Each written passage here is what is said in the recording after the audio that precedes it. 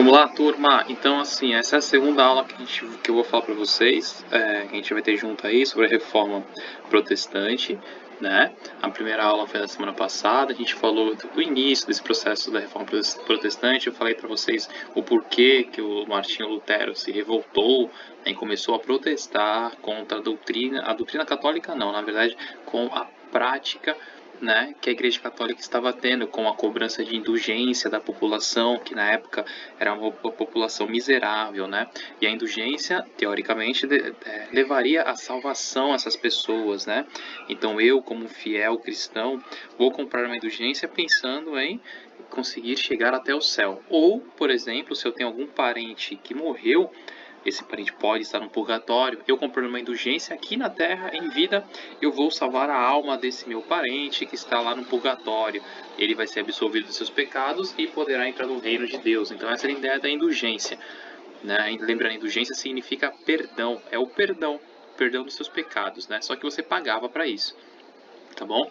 E o Martinho Lutero vai se revoltar não só com essa prática da Igreja Católica, mas também com outros. Por exemplo, a própria Bíblia, né, que estava escrito ou em latim ou então na língua grega também, né, e o Lutero vai ser que vai traduzir ela para a língua alemã, né, e então o que acontece? A população, por exemplo, mesmo, ela não vai ter acesso à leitura, né, alguém lia para eles, e quando alguém lê para você, essa pessoa pode manipular, né, então não existia essa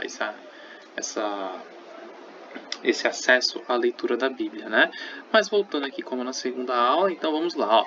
A gente vai partir da excomunhão do Lutero. Então eu vou explicar para vocês um pouquinho melhor sobre a excomunhão do Lutero, ou seja, expulsão, né? Ele não pode mais participar da comunidade católica, né? E ele vai ser expulso por conta das 95 teses que ele criou, que a gente já falou sobre elas, né? E que a Igreja Católica vai pressionar ele para ele desmentir ela, né? Para que ele revogue, para que ele fale que, olha, eu desisti, eu me arrependo dessas 95 teses, tá bom? Então, ó, em 1518, Roma abriu o processo para a excomunhão do Lutero.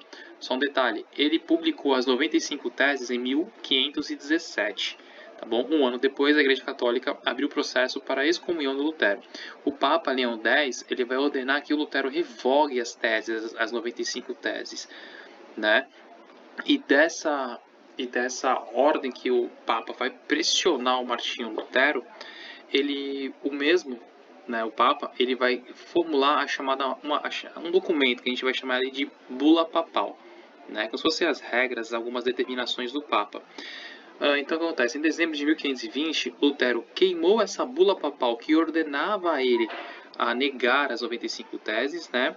E além disso, ele vai se revoltar a tal ponto que ele vai começar a queimar vários livros, né, de opositores de sua ideia e até o código canônico, né, ou seja, as leis da Igreja Católica que o padre deve seguir, né? Ele tinha um exemplar desse, ele tocou fogo também. Então ele ficou meio que descompensado aí, revoltado com o que estava acontecendo. Ou seja, o Papa Leão X queria que ele ou negasse as 95 teses, ou então ele iria expulsar o Lutero da igreja, né?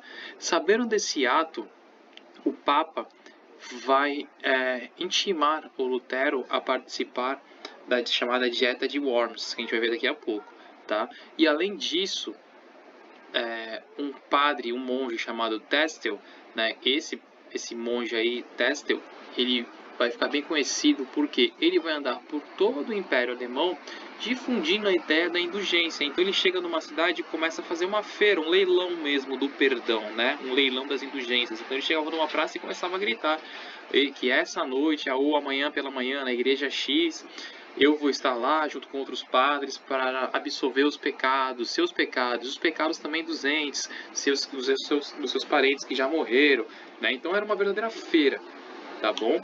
Ó, então coloquei que o Testel, ele era defensor e difusor das indulgências, né? E esse cara, o Testel, ele vai pedir que o Lutero, consequentemente que está indo contra, né, a Igreja Católica, ele fosse levado para a Inquisição e queimado, né, na fogueira, né, que ele fosse levado à fogueira, ou seja, levado para a Santa Inquisição, e a Inquisição iria condená-lo à morte queimando na fogueira.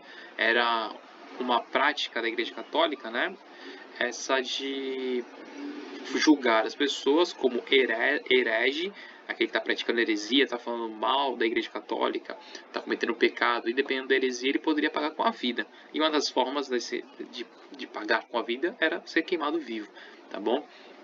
Só que, mesmo o Lutero sendo perseguido pelo Papa, perseguido por Testel, tá, que vai ter um grande apreço aí do Papa, né? O Lutero ele vai contar com o apoio de alguns príncipes e reis germânicos. E por conta disso, desse apoio desses príncipes, o Frederico III da Saxônia vai ser um deles, né, que vai ter um grande prestígio com o rei do Império Alemão da época, que vai ser Carlos V, ele vai poupar a vida do Lutero no sentido de levar ele para a Inquisição, porque ele sabia, tanto o rei como o príncipe de Saxônia sabia que se Lutero fosse para a Inquisição, ele seria condenado à morte na fogueira, né? O apoio dos príncipes também possuía um interesse, porque os príncipes eles viam o Martinho Lutero como um homem corajoso que está protestando, que está batendo de frente contra a toda poderosa Igreja Católica. A Igreja Católica, vamos lembrar aí, ela era o maior senhor feudal. Ela tinha o maior número de terras, de posses de terras aí em toda a Idade Média, né? E também ela se envolvia nas questões políticas. É só a gente parar para pensar o seguinte: vocês devem ter escutado falar já do Tratado de Tordesilhas, por exemplo. O Tratado de Tordesilhas aqui na América separava a porção de terra espanhola e a porção de terra portuguesa. Foi um acordo feito entre esses dois reis, o rei de Portugal e o rei da Espanha. Só que precisa de alguém para julgar, né? Para julgar não, para mediar essa situação, para validar essa situação. E quem validou essa situação era justamente o Papa da Igreja Católica. Então, como se fossem dois lados brigando e um juiz. O juiz era o Papa da Igreja Católica que iria afirmar. Então, perceba que a Igreja Católica ela tinha também uma posição política, certo? E nessa posição política, ela vai também se intrometer nas questões do Império Germânico, Império Alemão.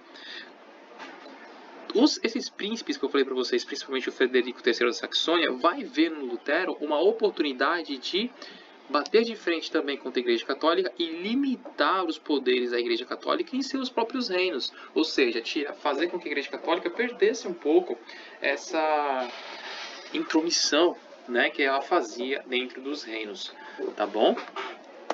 Então perceba que não foi por uma mera bondade. Além do Frederico III ele gostar das ideias do próprio Martinho Lutero, de outros reformadores que a gente vai ver daqui a pouco, né, mas também tem esse interesse em ver nele uma figura que está contestando o único poder, né, religioso que existia até então aí, tá bom? Eis que, como eu falei para vocês, vai ocorrer a dieta de Worms. Vamos lá, o que é isso? Primeiro, a ideia da dieta não é que o Lutero foi obrigado a fazer uma dieta para ficar magrinho, nada disso não, hein? A dieta de Worms é o seguinte: primeiro, a dieta ela significa uma assembleia. É uma assembleia que vai deliberar as decisões que vão ser tomadas em todo o território do Império Alemão, como se fosse uma grande reunião, né, entre o rei, alguns príncipes e membros da Igreja Católica também. E essa dieta de Worms, Worms era uma cidade que era independente, ficava dentro do território do Império Alemão, mas era uma cidade independente do Império Alemão, um espaço neutro, vamos colocar assim. E foi escolhida essa cidade para poder ter essa assembleia. Vai ser feita em 1521, tá bom? Nela, então, portanto, vai ocorrer o julgamento do Lutero, onde vai ver se ele vai ser excomungado mesmo ou se não vai ser excomungado. E também foi proposto que ele negasse as 95 teses novamente. Então, o que acontece? Lutero foi julgado por Carlos V, que era o rei, tá, do Império Alemão, né? Nessa época, o Império Alemão ele era o Sacro Império Romano Germânico, tá bom? Só para vocês saberem. Eu falo Império Alemão para vocês ter de forma generalizada para facilitar a compreensão de vocês, tá? Mas nesse momento a gente está falando do Sacro Império Romano Germânico, tá? Vamos lá. Eles se diziam descendentes aí, né, dos romanos, né, do grande Império Romano, tá? Mas voltando só para confundir a cabeça de vocês. Então, nós temos aí então o julgamento do Lutero por Carlos V e um grupo de membros da igreja que vai tentar contrapor a postura de Lutero, né? E olha que legal, ao perguntar ao Lutero, ao padre, sobre seu arrependimento em relação à sua doutrina, o mesmo diz. Então, o Carlos V falou: olha, você está arrependido do que você falou? E ele falou o seguinte: através das passagens das Escrituras, da Bíblia, né? Estou preso às palavras de Deus. Portanto, não voltarei atrás, pois agir contra a consciência não é seguro e nem saudável. Que Deus me ajude. Amém. Então ele está falando que ele está... As 95 teses não é simplesmente para tumultuar, para provocar. Não. Ele vai falar que ele está justificando de acordo com a leitura da própria Bíblia. O Lutero, ele vai se formar, ele é um doutor, ele fez doutorado em teologia. Então ele estudou muito a questão da religião e a própria Bíblia. Então ele fala que ele não vai voltar atrás, porque a decisão dele, as 95 teses, elas estão justificadas na própria Escritura Sagrada, certo? E não teve jeito, né? Então a partir daí nós vamos ver realmente a excomunhão do Lutero. Ele vai ser excomungado da Igreja Católica, ele vai ser expulso do território alemão, como eu falei para vocês, né? Não vai poder ficar no território alemão e foi levado já para... Ele se, né, liberou ele vai embora feliz. Não, pega alguns soldados, coloca em uma como se fosse uma carroça e vai levar ele até a fronteira do Império e depois chuta ele para fora lá. Tchau, né? Só que o que aconteceu? Lembra que eu falei do Frederico da Saxônia? É esse aqui, ó. Esse que eu tô passando o mouse, o barbudão aqui é o Frederico da Saxônia. Esse aqui à direita, no meio, é o Martinho Lutero. O que aconteceu? Quando ele saiu da dieta de Worms, escoltado por soldados, né, que iam levar ele até a fronteira do Império Sacro Império Romano Germânico, né, no Império Alemão, aí vamos colocar assim, e expulsar ele, o Frederico da Saxônia, ele armou também alguns soldados que, entre aspas, raptaram Lutero. Esses soldados do Frederico da Saxônia, eles atacaram os soldados do rei, do Carlos V, né? E sequestraram Martinho Lutero. Lutero não entendeu nada. Ele achou, inclusive, que iam matar ele ali, né? Só que, na verdade, era o Frederico salvando o Lutero. E o Frederico III vai esconder o Martinho Lutero no castelo de Wartburg. Esse castelinho que eu estou mostrando para vocês aqui do lado, na direita, tá? Tá em pé até hoje aí, certo? E o Lutero vai ficar ali escondido sob os cuidados do Frederico III. E nesse momento ele vai começar a traduzir a Bíblia. Ele vai traduzir a Bíblia para o alemão. Assim, por exemplo, a nobreza, o próprio Frederico III, ele poderia ter, né, em mãos essa leitura. Por exemplo, o primeiro exemplar da Bíblia vai ser dado para o próprio Frederico III como um presente do Martinho Lutero, tá? Então, a partir da Lutero, ele vai viver um pouco mais, ele vai se casar, inclusive, com uma freira que apoiava ele, né, que era aliada dele, tá?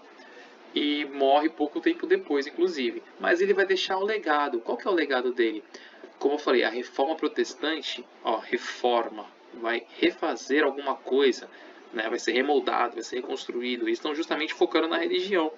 Então vai ser reconstruída a ideia da religião. Se antes na Europa Ocidental a gente tinha um poder só religioso, que era a Igreja Católica, o Martinho Lutero vai abrir espaço para outras práticas religiosas. Então o luteranismo vai ser uma, então essa ideia do Martinho Lutero a gente vai chamar de luteranismo, mas outras pessoas foram influenciadas. Eu coloquei dois para vocês. Então coloquei como expansão protestante. Então nós vamos ver uma que foi realizada na Suíça, né, sobre a influência aí do Lutero, tá? Não que Lutero fez, né? Tanto é que quem foi que fez essa reforma na Suíça foi João Calvino, tá? O João Calvino, ele vai iniciar uma nova doutrina religiosa que vamos chamar de calvinismo. Calma, não é João Calvo, João Careca. Vocês podem usar isso para lembrar, mas não é isso. Calvinismo. Calvinismo, então, é uma doutrina criada por João Calvino, na Suíça, tá? E faz parte do movimento de contestação do poder único da doutrina católica. Então, repare, a gente está falando do Império Alemão, que foi Martinho Lutero. Agora, na Suíça, nós já temos João Calvino também, contestando o poder da igreja, né? O calvinismo, ele vai defender ideias ligadas ao enriquecimento. Isso que é legal. Ele não vai sofrer tanto ataque assim da igreja católica como foi o Martinho Lutero. O Martinho Lutero foi o pioneiro, ele que tomou toda a porrada que tinha que tomar. né? E os que vieram depois foi um pouquinho mais tranquilo, até porque eles não faziam tanta questão assim de ser católicos. Vai me excomungar? Tudo bem, me excomunga, não tem problema nenhum. Algum príncipe, algum rei vai me socorrer, vamos colocar assim, né? Então, o que acontece? Principalmente na Suíça. Por quê? Na Suíça a gente vai ver o seguinte, o calvinismo ele vai defender a predestinação, desculpa, a salvação por meio do enriquecimento. Para ele, se a pessoa é rica, já é essa pessoa está predestinada à salvação. Se a pessoa nasceu pobre, se prepara que ela não está predestinada à salvação, está lascada. Vai ter que passar pelo purgatório, tá bom? Então o que acontece? Quem vai gostar muito dessa ideia do João Calvino vai ser justamente a alta burguesia. Por que a alta burguesia vai gostar dessa ideia? Primeiro, porque é uma religião que apoia o enriquecimento. A Igreja Católica, nesse momento, ela não vai apoiar, entre aspas, o enriquecimento. Quer ver um exemplo? Os juros. Mas vamos supor, eu emprestei dinheiro para alguém. Eu emprestei 100 reais para outra pessoa. Eu sou o banco, emprestei 100 reais para outra pessoa. Eu, como banco, não vou querer os 100 reais de volta. Eu vou cobrar juros em cima. E 100 reais vai virar 300. Então, a pessoa precisa do dinheiro, eu emprestei 100 reais, mas ela vai me pagar em prestações, tranquilo. Só que 100 vai virar 300. E esse é meu lucro. Isso acontece com vocês aí, quando os pais vão comprar uma casa, vão comprar um carro, vão comprar uma moto, vão comprar um móvel para casa, né? Então vocês vão pagar os juros. Isso é o lucro do burguês. O que vai acontecer aqui? A Igreja Católica vai condenar essa prática. Isso aí vai se chamar, a Igreja Católica vai chamar de pecado da usura. É assim, para a Igreja Católica, se você emprestou 100 reais, tem que ser do seu coração. Se emprestou 100 reais, você vai ter de volta os seus 100 reais. E a burguesia não quer isso, a burguesia quer enriquecer. Se ela emprestou 100, ela quer 300, quer 200 reais em cima. Então, a burguesia estava descontente com a Igreja Católica. Porém, com essas novas religiões, por exemplo, o calvinismo, que vai falar que a salvação está ligada ao enriquecimento, a pessoa rica vai para o céu porque ela é predestinada à salvação, Deus já escolheu ela para ser salva, né? Já está salva por ser rica. Eu, como burguês, eu não vou ficar na Igreja Católica, porque lá eles estão me condenando. Eu vou fazer o quê? Vou virar calvinista, porque lá no calvinismo, essa ideia, essa doutrina religiosa fala em salvação, e lá vou estar salvo. Então, um trechinho aqui da ideia, né? O trabalho é uma grande virtude a ser valorizada pelo cristão fiel, isso do calvinismo. Então, repare que eles também valorizam o trabalho, que o trabalho é uma forma de você chegar até Deus. Assim, a riqueza pessoal e os lucros obtidos com o trabalho, vistos como pecado pelo cristianismo católico, era também uma forma de honrar a Deus. Ou seja, o calvinismo não condena o enriquecimento, não condena o lucro. A Igreja Católica, estranho, né? Porque ela está cobrando indulgência, ela está lucrando, está ganhando muito dinheiro com os fiéis, mas ela condena isso, da alta burguesia. Tá? Contraditório, né? Então, é para você ver outra religião fruto do luteranismo. Quem vai começar com tudo isso? Martinho Lutero. Aí na casa da Suíça é o João Calvino criando aí o calvinismo, tá bom? E a outra que eu vou passar para vocês é o anglicanismo. O anglicanismo é bem interessante. O anglicanismo é a religião oficial da Inglaterra, tá? Como que surgiu o anglicanismo? Detalhe, o anglicanismo ele também tem as mesmas práticas da Igreja Católica, só tem uma diferença.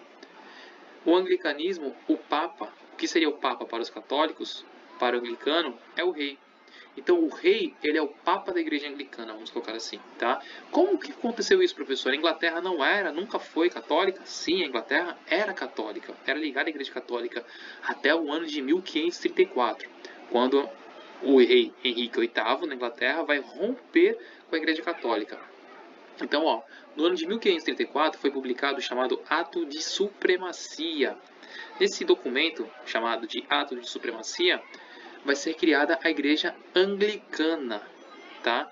Com poderes controlados não mais pelo Papa, mas sim pelo rei inglês. No contexto que a gente está estudando, o rei inglês que vai promover essa ruptura é o Henrique VIII, tá? O rompimento da Igreja Católica se deu por quê? O Henrique VIII era casado com a Catarina de Aragão, né? Ela vinha da Espanha, né? E ele queria ter um herdeiro, homem. Só que ela não conseguiu dar nenhum filho, nem menina, nem menino para o Henrique VIII. E ele vai exigir que o Papa ele anule o casamento. Né? Ele quer promover o rompimento, o divórcio. Só que não é igual hoje, né? Quando a gente fala assim, vou me separar, vou até o cartório e pronto, resolvo o problema. Não. É como eu falei para vocês, a Igreja Católica ela tem um poder político também. Lembra lá do Lutero que a gente estava falando, do Frederico? Os reis eles queriam limitar o poder da Igreja Católica, o poder político também. E para você romper o seu casamento, você tinha que ter autorização da Igreja Católica. Agora, se você fosse uma pessoa comum, já seria difícil. Agora, imagina dois reis de duas grandes potências, a Espanha e a Inglaterra. A Espanha só ficava atrás da Holanda nesse contexto aí. Tá? Era uma outra grande superpotência que tinha uma marinha mercante e militar muito forte, a Espanha. Então o que acaba acontecendo? O Henrique VIII pediu para que ocorresse o divórcio. O Papa negou. E além disso, o Henrique VIII já estava também tendo um caso fora do casamento aí, né? Com uma mulher chamada Ana Bolena. Ana Bolena teve um caso com o Henrique VIII.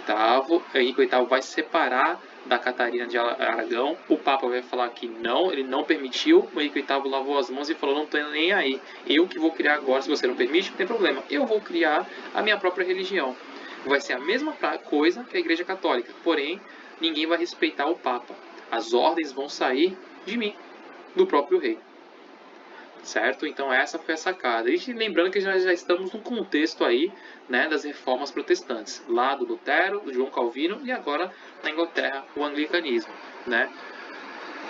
E depois a gente vai falar um pouco melhor, né, provavelmente ano que vem, quando a gente estudar a Revolução Puritana e Gloriosa, né, a história da Inglaterra, mas assim, só dando um spoiler para vocês, a Ana Bolena acabou se casando com o Henrique VIII. Ela não conseguiu também ela conseguiu ter filhos, mas não homens, mas sim mulheres, que vai ser, na verdade, posteriormente a Elizabeth I. Não é essa nossa Elizabeth que a gente viu hoje na televisão, não. Senão a mulher seria um Highlander, apesar de parecer, né? Mas não é ela, né? É a Elizabeth I, tá bom? Que vai ser a rainha da Inglaterra, que vai inclusive ser a rainha no momento da descoberta, né? Do descobrimento, tá errado falar isso, mas da conquista, do povoamento dos Estados Unidos, tá bom? Voltando. Então, o resultado vai ser o rompimento. Detalhe. No final das contas, depois, como ela não deu nenhum herdeiro, né, nenhum homem para o Henrique VIII vai acusar ela de traição, de adultério. Automaticamente, ela está traindo o rei e, consequentemente, o próprio rei, o próprio Henrique VIII, vai mandar matar a Ana Bolena. Vai mandar cortar, vai ter a cabeça cortada, guilhotinada a Ana Bolena. Tá bom? Só para vocês saberem a crueldade aí. Outros interesses, além dessa questão de ter filho, de casamento do Henrique VIII, estava justamente na política chamada política de cercamentos. O que foi a política de cercamentos? Como eu falei para vocês, a Igreja Católica tinha o maior número de terras, né? E também tinha muita terra na Inglaterra. Como agora a Igreja Católica não está separada, né? O rei não respeita mais o Papa, o próprio Papa é o próprio rei, é o rei, né? Na Igreja Anglicana, o que ele fez? Todas as terras da Igreja Católica que estavam no território inglês, ele simplesmente tomou, pegou para a Inglaterra. Esse também foi um interesse aí do Henrique VIII. Ele estava de olho nas terras que a Igreja Católica possuía na Inglaterra, mas ele não tomava, porque ele respeitava a Igreja Católica. A partir do rompimento, em 1534, quem é a Igreja Católica? Não sei, não estou nem aí, nunca vi. Resultado, Henrique VIII foi lá e dominou todas as terras que pertenciam à Igreja Católica, consequentemente aumentando, né, sua extensão territorial do seu reino. Beleza? Então era isso a gravação. Fiquem ligados porque nós temos o fórum para ser respondido. É até amanhã para responder esse fórum. Dá uma olhadinha, postei no dia 2. Participe do fórum. Qualquer coisa, mande mensagem, tá bom? Tchau, tchau e até a próxima.